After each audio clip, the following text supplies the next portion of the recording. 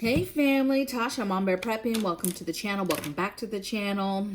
So, you guys, things are getting kind of crazy out in these streets right now. I mean, there's a lot of things that we've already been talking about for a while, but I just want to get into this again. I've talked about it a little bit in my videos several weeks back, okay? Might have been a couple months back, right?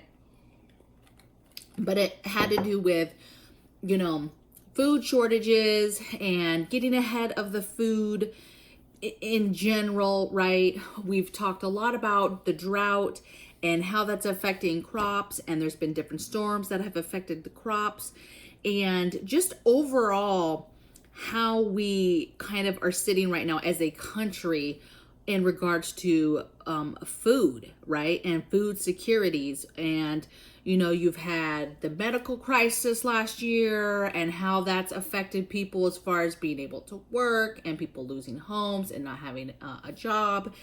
And then when you couple that with the fact that, America is the one that was producing a lot of food, not just for ourselves, but also for other countries. And so I think what we're going to see very soon here is, and Uncle Al from his channel was talking a lot about this over the last week or so about food and global famine and what that's going to look like. And several other channels are talking about it too, to be honest, okay? And I think the difference of what we've been seeing this last year is going to, double, triple, and we're going to start seeing this firsthand with some of these other countries that can't really hold themselves up and that are dependent on us. And I think we're going to be struggling as a country ourselves to be able to, produce the same amount of food that we've been producing. It's just not going to happen, you guys. And there's just a lot of things that are happening that aren't helping that concern. Okay. So there's going to be a lot of food insecurities, not only here in the States, but in other countries. And it's going to be quite devastating and quite sad, to be honest, because see, when other countries start starving, typically in the past, you've seen other countries kind of step in and help out. And I think the difference is going to be that we're not going to be able to step in and help because we're already going to be struggling over here. Okay. So today, what I want to talk about is 3 tips or things that you can kind of do right now today as a prepper and by just somebody that's trying to get ahead of things for you and your family in regards to getting ahead of global food shortages and global famine. Okay. It's going to be horrible. Okay. So 3 tips. And then one of the tips I'm going to go way more in depth with and let you know kind of my thought process on that. Okay. So number 1 tip is stack it now. So right now you can still go to the store. There's still lots of food. And we are starting to see some bigger holes, some bigger shortages. Again, some people are still not seeing that, and that's fine. But utilize the time, because I think when it finally gets to the point where it's too much is too much, it's going to be drastic. And then you're going to have all types of people out there trying to do some panic buying and getting stuff, and it's going to be too much, right? But right now you still have time to get out and get your survival type foods on your shelves. Your rices, your beans, your chilies, your canned meats, your canned vegetables. Like, just be getting all the basics on your shelves now. Get all your basics for baking bread and your other baking, stuff. Just get everything and stack as much as you possibly can. Now, while you can now, okay? I'm very fearful that and I don't want to cause fear or panic, but I'm very I hate using the word fearful. I'm very concerned that we're running out of time to openly be able to just go out and get the things that we want. Okay, the things that you and your family like to eat and get.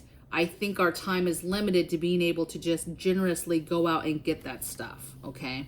And whether that's because some sort of rationing system comes, You already saw last year rationing kind of hit as soon as a store only had a certain amount of something or only was going to get a certain amount. You know, we were rationing like, hey, you can only get one of these or you can only get two of these. Okay. So that's going to come back, you know, and with looming possibilities of lockdowns and stuff, this scenario is not good, you guys, for feeling like everything is going to be fine. It's all in one pot and it's just boiling and it's about to boil over, but you have time right now to get some things. So my number one thing is stack it to the rafters, get everything you can get now, okay, while you can get it.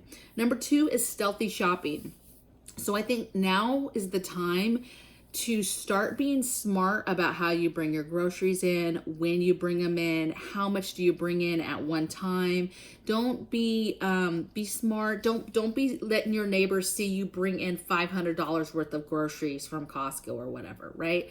Don't let them see you bringing in tons of cases of water. Try to be stealthy with bringing in just a little bit of it at a time. Bring it in when you know that your neighbors aren't home. Like, hey, you know their schedule enough to know, hey, they've just left or they've gone to work or whatever the case may be.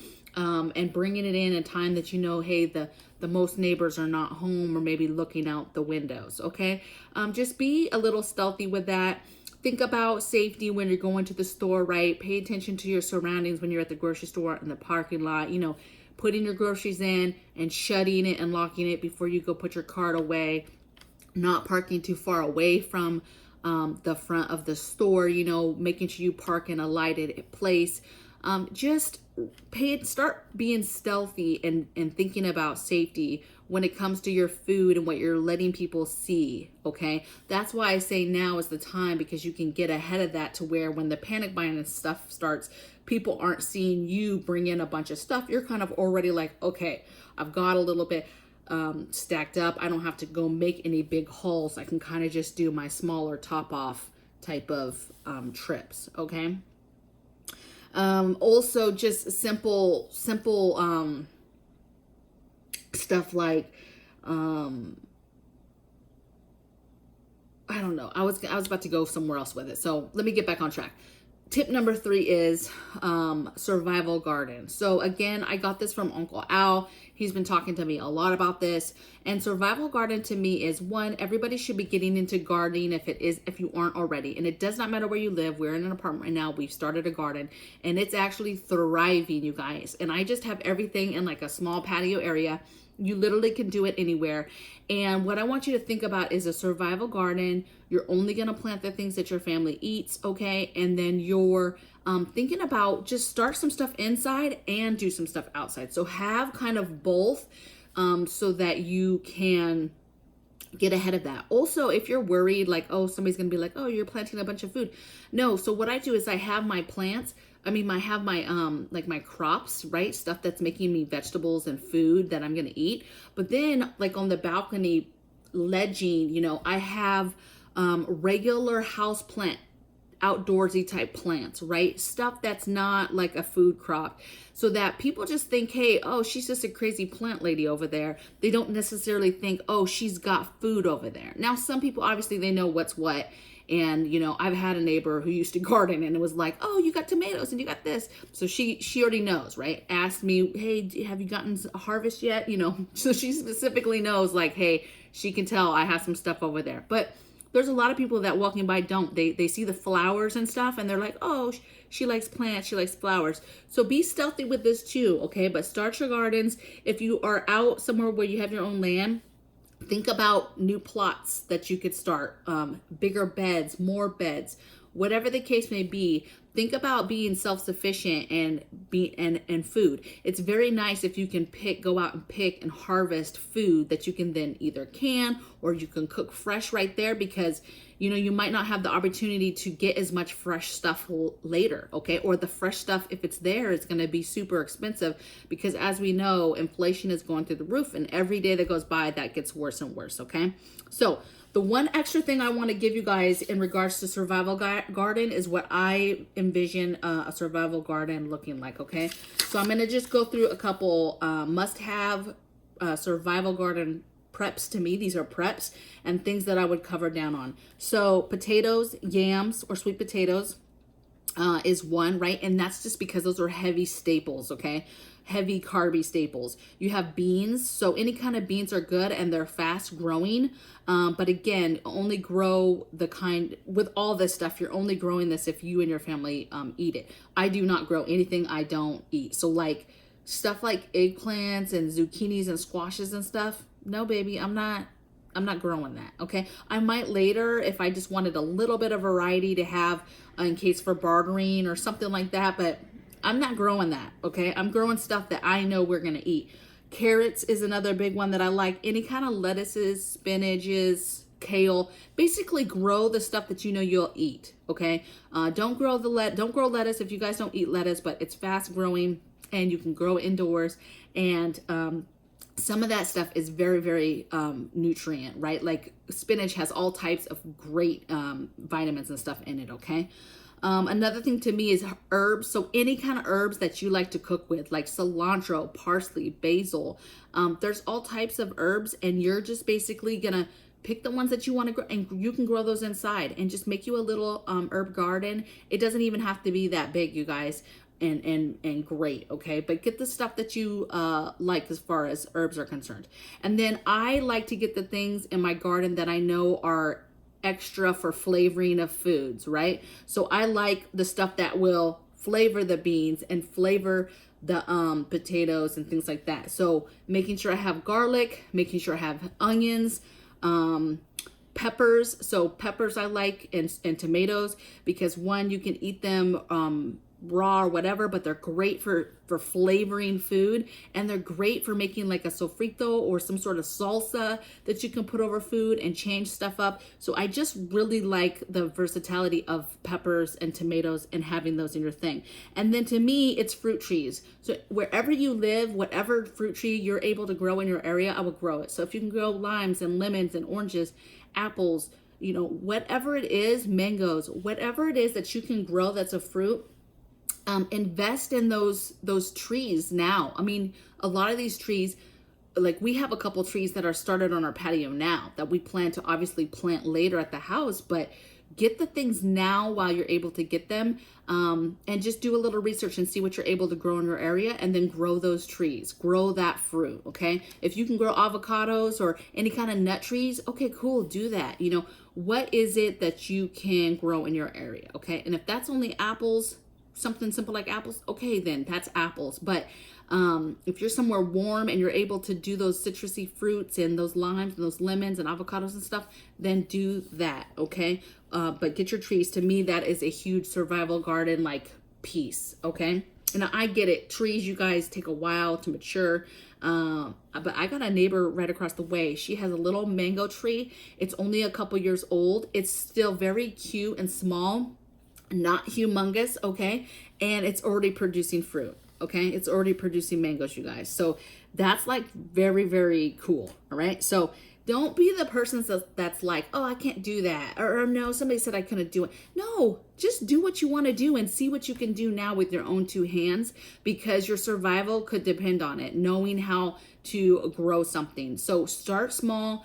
Get going today on that survival garden, okay? Because that's the third tip is being able to learn to grow food yourself and not be dependent on other people to grow it for you, because that might be harder to come by in the next few months, few years, whatever, okay?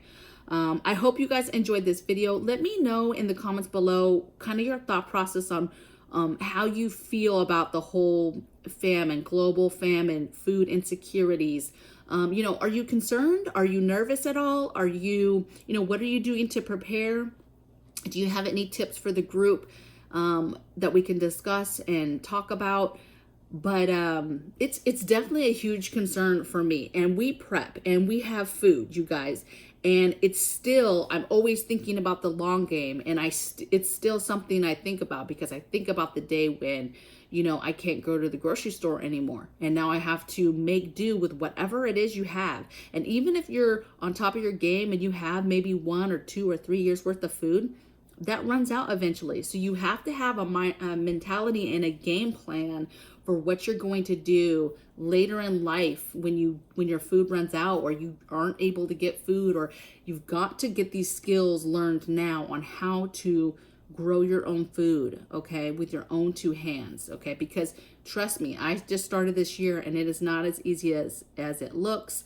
And I feel blessed because it's thriving, but there's been times where there's some plants out there that I'm like, okay, they're not dead, but I'm like, what is going on? Like, I'm not good at this. This is not coming through. Or I've planted a few things now from seed that lately that have not popped yet.